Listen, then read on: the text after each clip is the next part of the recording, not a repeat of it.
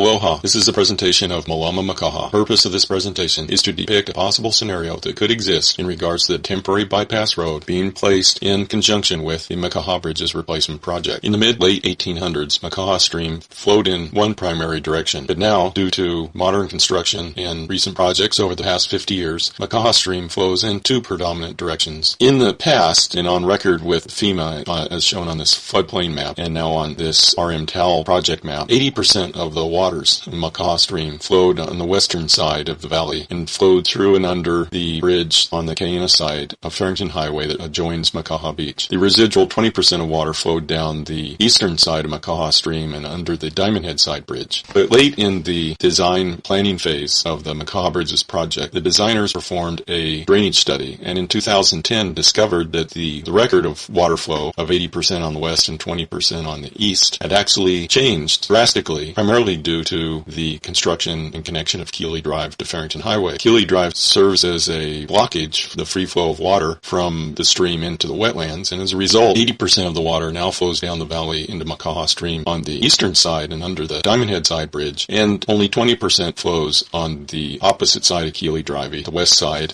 or Kaina Side Bridge. So there's a drastic change of flow of the waters, and as a result, the designer had to extend the design of its bridge by 32% late in the project design to accommodate this drastic change and increase in water flow. For purposes of this presentation, we're going to just look at Diamond Head Side Bridge on the temporary bypass road for the bridge replacement project. Shown here is one of the many drawings for this bypass road, and I will blow up the left-hand side bridge and show the depiction in yellow is the new construction bridge, again extended from approximately 67 feet long to 89 feet long to accommodate the increased size of flow that was discovered late in the project design by the project designers. And shown in red is the temporary bridge that will be in place for approximately 16 to 18 months on the makai side of Farrington Highway. This particular bridge is a design where 6 round 60-inch culverts will be placed side by side, covered by gravel and composite material, and then asphalted over into a hard surface road. Shown here is a graphic depiction of the bypass road on Makaha Beach. At the top of the graphic is depicted the temporary bypass road, and then on the bottom of the graphic is the construction area where Farrington Highway exists now and the bridges will be replaced. Now, as we said, 80% of the water flows from the eastern branch of Makaha Stream and 20% on the right. In fact, most of the water that gets into the wetlands flows under Makaha Stream's Diamond Head Side Bridge into the beach area where it's blocked by the beach dunes and flows backwards under the Kaina Side Bridge into the Molavai to Peninsula waters in the wetland.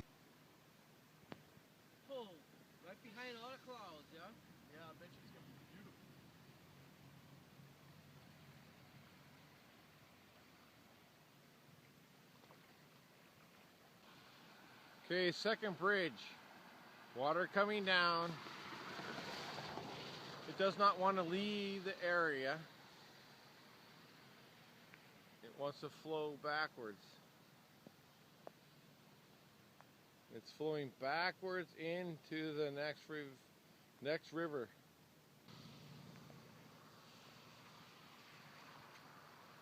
So the water's all going back to this side of number 2 bridge.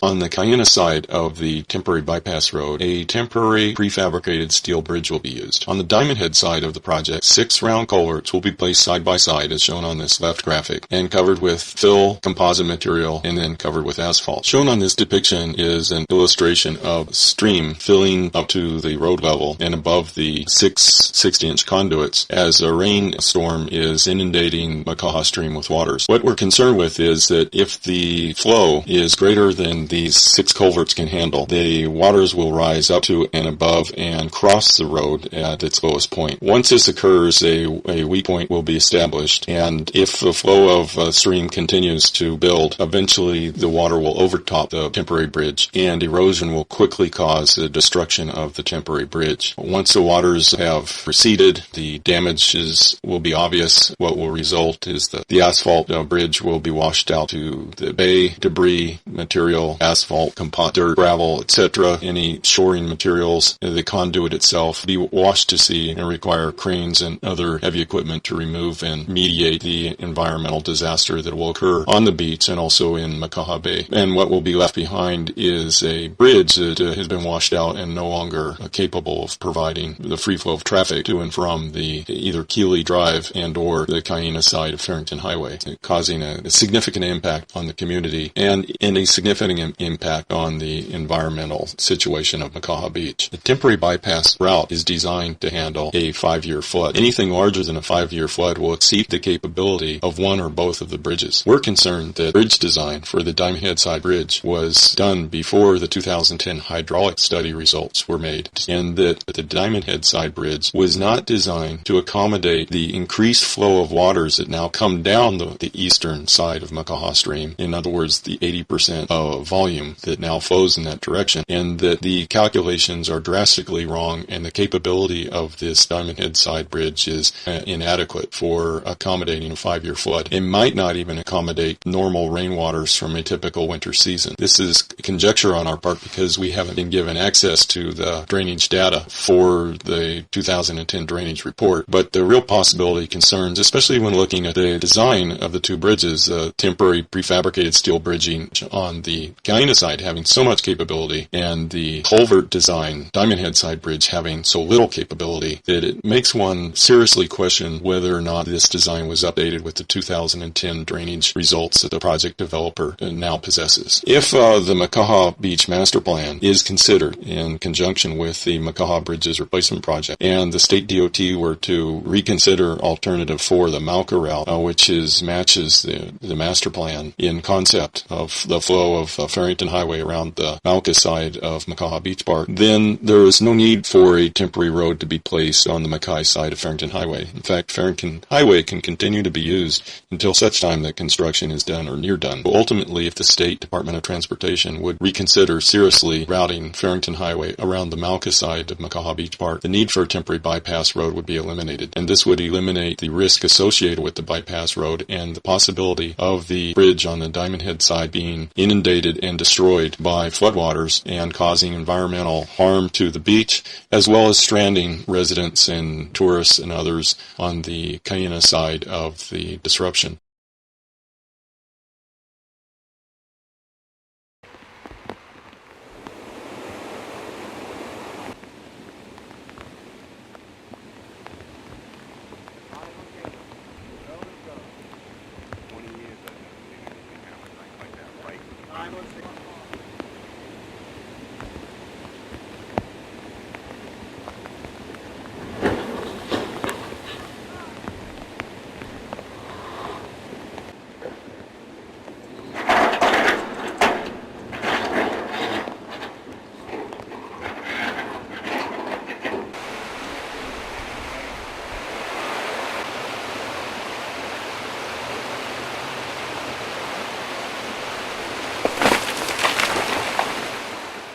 So Malama Makaha is not saying this particular scenario will occur, but the potential exists, and the likelihood and the impact of this potential disaster could have significant impact on the residents of the Waianae Coast and significant impact on Makaha Beach. Thank you for your time, and please visit our website, malamamakaha.com.